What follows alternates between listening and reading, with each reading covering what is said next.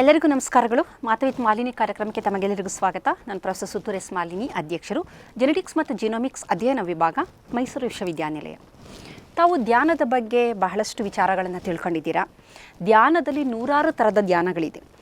ಒಬ್ಬೊಬ್ಬ ವ್ಯಕ್ತಿ ಒಂದೊಂದು ಸ್ಕೂಲ್ ಆಫ್ ಥಾಟ್ ಅವರುಗಳು ಒಂದೊಂದು ರೀತಿಯ ಧ್ಯಾನಗಳನ್ನು ಅಭ್ಯಾಸ ಮಾಡಿಸ್ತಾರೆ.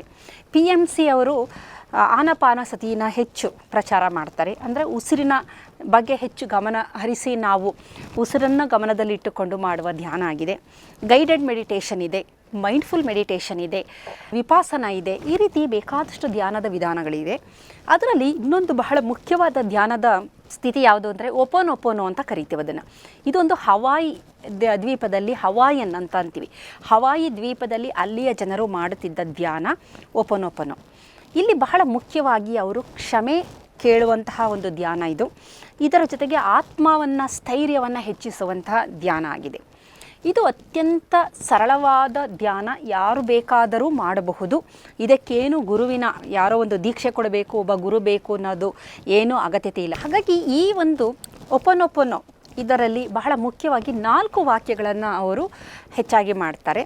ಸಾಮಾನ್ಯವಾಗಿ ಹೇಳುವಂಥದ್ದು ಮೊದಲನೆಯದು ಐ ಆಮ್ ಸಾರಿ ಅನ್ನೋದು, ನನ್ನನ್ನು ಕ್ಷಮಿಸಿ. ಎರಡನೇದು ಪ್ಲೀಸ್ ಫರ್ಗಿವ್ ಮೀ, ನನ್ನನ್ನು ಏನೋ ತಪ್ಪು ಮಾಡಿದ್ದೀನಿ, ಅದಕ್ಕೆ ನನ್ನಲ್ಲಿ ಒಂದು ಕ್ಷಮೆ ಇರಲಿ. ಮೂರನೆಯದು ಥ್ಯಾಂಕ್ ಯು, ನಾನು ನಿಮಗೆ ಕೃತಜ್ಞನಾಗಿದ್ದೇನೆ. ಆಮೇಲೆ 4ನೆಯ ವಾಕ್ಯ I love you.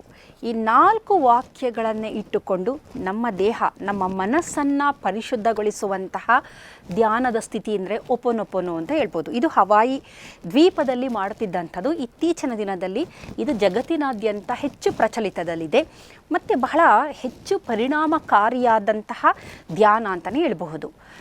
I am sorry, please forgive me, I thank you, I love you, ಈ 4 ವಾಕ್ಯಗಳು.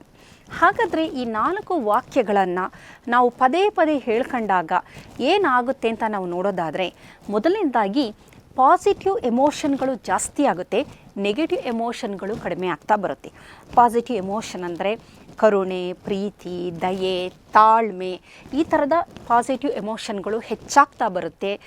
ನೆಗೆಟಿವ್ ಎಮೋಷನ್ಗಳಾದ ಅಸೂಯೆ ಆಗಿರ್ಬೋದು, ಗಿಲ್ಟ್, ಸಾಮಾನ್ಯ ಮುಖ್ಯವಾಗಿ ಇಲ್ಲಿ ಗಿಲ್ಟ್ ಫೀಲಿಂಗು ಹೆಚ್ಚು ಜನರನ್ನು ಕಾಡೋದು. ಏಕೆಂದರೆ ತಪ್ಪುಗಳನ್ನು ಮಾಡಿರ್ತಾರೆ.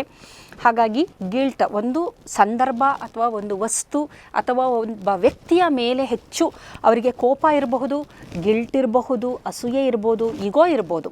ಎಲ್ಲ ನೆಗೆಟಿವ್ ಎಮೋಷನ್ಗಳು, ಈ ಎಲ್ಲ ನೆಗೆಟಿವ್ ಎಮೋಷನ್ಗಳನ್ನು ಕಡಿಮೆ ಮಾಡುವುದು ಈ ಒಂದು ಓಪೋನೋಪೋನೋ, ಈ ಧ್ಯಾನ ಮಾಡಿದಾಗ.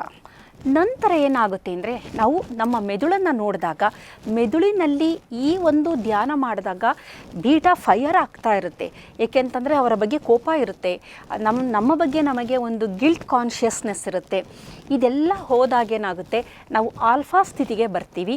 ಅದು ಅತ್ಯಂತ ಪ್ರಮುಖವಾಗಿ ನಮಗೆ ಬೇಕಾಗಿರುವಂತಹ ಒಂದು ಸ್ಥಿತಿ. ನಂತರ ತೀಟಾ ಸ್ಥಿತಿಗೂ ಬರಬಹುದು, ಟ್ರಾನ್ಸ್ ಕಂಡೀಷನು. ನಮ್ಮ ದೇಹ ಮನಸ್ಸು ಹಗುರ ಆಗುತ್ತೆ, ನಮ್ಮ hormonal pathway, endocrine pathway align ಆಗುತ್ತೆ, ನಮ್ಮ ಹೃದಯ ಬಡಿತ, HRV, ಹಾರ್ಟ್ ರೇಟ್ ವೇರಿಯಬಿಲಿಟಿ ಚೆನ್ನಾಗಿರುತ್ತೆ.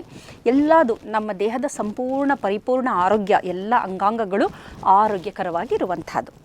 ನಂತರ ನ್ಯೂರೋ ಟ್ರಾನ್ಸ್ಮಿಟರ್ ಲೆವೆಲಲ್ಲಿ ನಾವು ನೋಡಿದಾಗ, ನ್ಯೂರೋ ಟ್ರಾನ್ಸ್ಮಿಟರ್ಗಳಾದ ಡೋಪಮೈನ್ ಆಗ್ಬೋದು, ಸೆರೆಟೋನಿನ್ನು, ಆಕ್ಸಿಟಾಸಿನ್ನು, ಎಂಡಾರ್ಫಿನ್ನು, ಮೆಲಟೋನಿನ್ನು, ಇದೆಲ್ಲ ಮತ್ತು ಅಸಿಟೈಲ್ ಕೊಲಿನು, ಇವುಗಳೆಲ್ಲ ಒಳ್ಳೆಯ ಪ್ರಮಾಣದಲ್ಲಿ, ಅಂದರೆ ತುಂಬ ಜಾಸ್ತಿನೂ ಅಲ್ಲ, ಕಮ್ಮಿನೂ ಅಲ್ಲ, ನಿಗದಿತ ಪ್ರಮಾಣದಲ್ಲಿ ದೇಹಕ್ಕೆ ಎಷ್ಟು ಬೇಕೋ ಅಷ್ಟು ಪ್ರಮಾಣದಲ್ಲಿ ನಮ್ಮ ದೇಹದಲ್ಲಿ ಬಿಡುಗಡೆಯಾಗುವುದನ್ನು ನಾವು ನೋಡಬಹುದು. ಇದರ ಹೊರತಾಗಿ ಎಕ್ಸೈಟೇಟರಿ ನ್ಯೂರೋ ಟ್ರಾನ್ಸ್ಮಿಟರ್ ಅಂತ ಇದೆ, ಗ್ಲೂಟಾಮೇಟ್ ಅಂತ. ಆ ಗ್ಲೂಟಾಮೇಟ್ಗಳ ಒಂದು ಸೆಕ್ರಿಷನ್, ಬಿಡುಗಡೆ ಸ್ರವಿಸುವಿಕೆ ಕಡಿಮೆ ಆಗುತ್ತೆ. ಗಾಬಾ ಅಂತ ಇದೆ, ಗಾಮಾ ಅಮೈನೋ ಬ್ಯೂಟರಿಕ್ ಆ್ಯಸಿಡ್, ಇವುಗಳ ಸ್ರವಿಸುವುದು ಹೆಚ್ಚಾಗ್ತಾ ಬರುತ್ತೆ.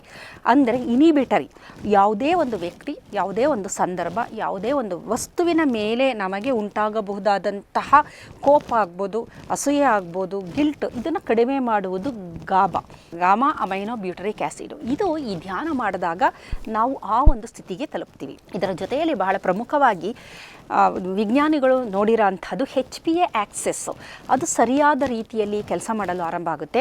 Hypothalamus pituitary adrenal access, hypothalamus ಇಂದ ಬಿಡುಗಡೆಯಾಗುವ CRH ಆಗ್ಬೋದು, ಪಿಟ್ಯುಟರಿಯಿಂದ ಬಿಡುಗಡೆಯಾಗುವ ACTH ಆಗ್ಬೋದು, ಅಡ್ರಿನಲ್ ಗ್ಲ್ಯಾಂಡಿಂದ ಬಿಡುಗಡೆಯಾಗುವ ಕಾರ್ಟಿಸಾಲ್ ಪ್ರಮಾಣ ಕಡಿಮೆ ಆಗ್ತಾ ಬರುತ್ತೆ. ಪ್ರಮಾಣ ಕಡಿಮೆ ಆದಂತೆ ಇದು ಈ ಕಾರ್ಟಿಸಾಲು ನಮ್ಮ ಮೆದುಳಿನಲ್ಲಿ ಇರುವಂತಹ ನರಕೋಶಗಳಲ್ಲಿ ಇರುವಂತಹ ಗ್ಲೂಕೋಕಾರ್ಟಿಕಾಯ್ಡ್ ರಿಸೆಪ್ಟಾರ್ ಅದರ ಜೊತೆಗೆ ಬೈಂಡ್ ಆಗುವುದು ಸಹ ಕಡಿಮೆ ಆಗುತ್ತೆ. ಹಾಗಾಗಿ ಈ ಒಂದು ಧ್ಯಾನ ಮಾಡಿದಾಗ ನಮ್ಮ ಹೃದಯ ಬಡಿತ ಸಮಸ್ಥಿತಿಗೆ ಬರುತ್ತೆ, ರಕ್ತದಲ್ಲಿ ಸಕ್ಕರೆಯ ಪ್ರಮಾಣ ಸಮಸ್ಥಿತಿಯಲ್ಲಿರುತ್ತೆ, ದೇಹ ಸಡಿಲವಾಗಿ ಆರಾಮ ಅಂತ ಅನಿಸುತ್ತೆ. ನಮಗೆ ಪ್ಯಾಲ್ಪಿಟೇಷನ್ ಆಗ್ಬೋದು, ನಮ್ಮ ಸ್ನಾಯುಗಳ ಬಿಗಿತ ಆಗ್ಬೋದು, ಇದು ಯಾವುದೂ ಇರಲ್ಲ. ಆಮೇಲೆ ಒಂದು ಒಳ್ಳೆಯ ಮನಸ್ಥಿತಿಗೆ ನಾವು ತಲುಪ್ತೀವಿ. ಹಾಗಾಗಿ ಈ ಒಂದು ಸ್ಥಿತಿಯಲ್ಲಿ ನಾವಿದ್ದಂತಹ ಪಕ್ಷದಲ್ಲಿ ನಮ್ಮ ಇನ್ಫ್ಲಮೇಟರಿ ಪಾತ್ವೆ, ಅದರಲ್ಲಿ ಇಂಟರ್ಲ್ಯೂಕಿನ್ 6, ಟ್ಯೂಮರ್ ನೆಕ್ರೋಸಿಸ್ ಫ್ಯಾಕ್ಟರ್ ಆಲ್ಫಾ ಇವುಗಳೆಲ್ಲ ಕಮ್ಮಿ ಆಗುತ್ತೆ.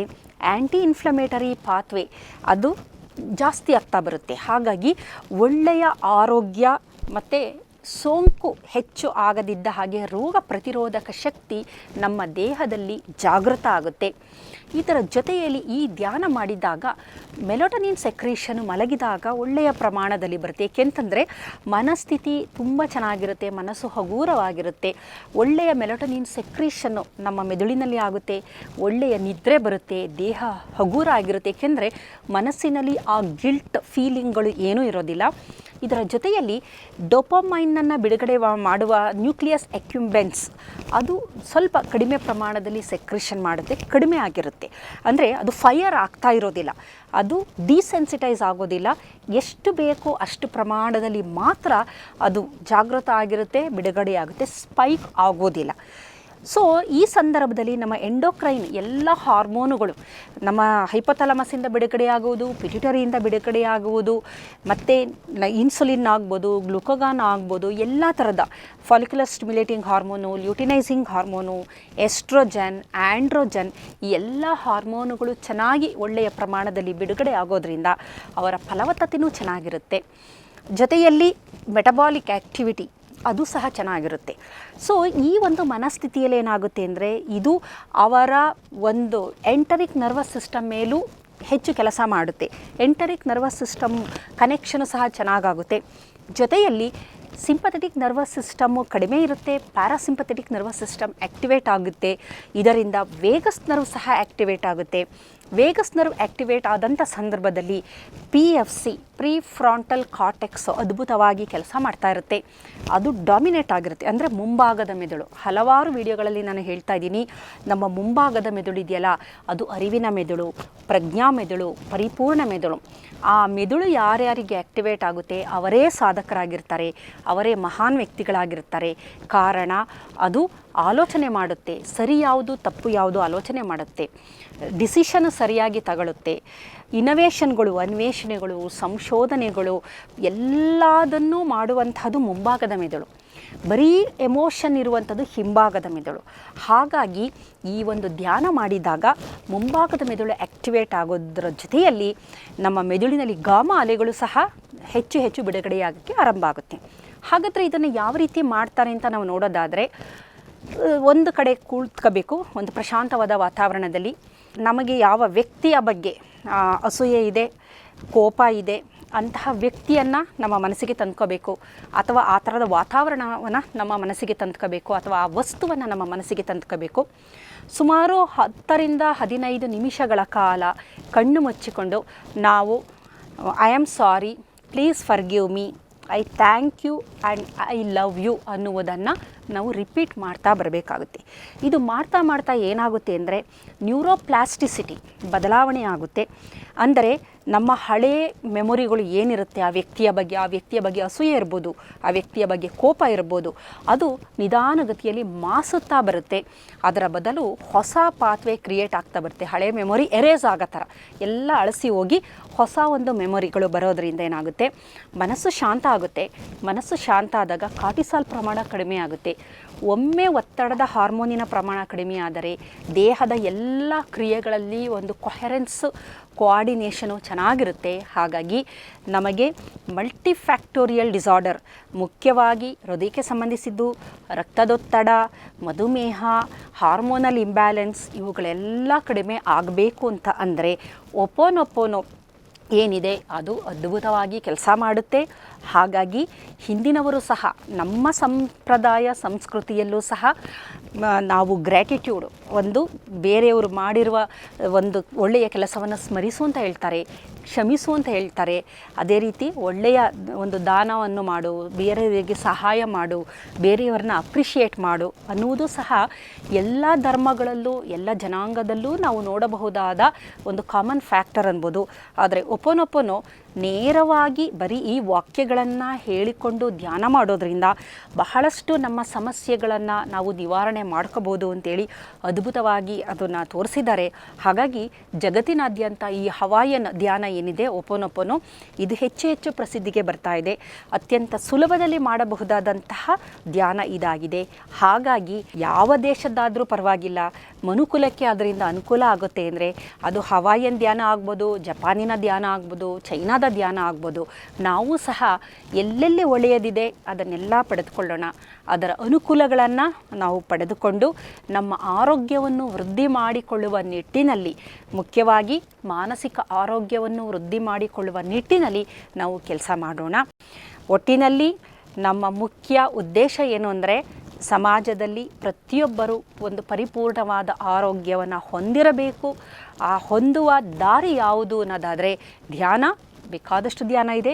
ಒಪ್ಪನೊಪ್ಪನೋ ಎನ್ನುವುದು ಧ್ಯಾನದ ಒಂದು ವಿಧ ಅಂತ ಹೇಳ್ಬೋದು. ನಮಸ್ಕಾರ.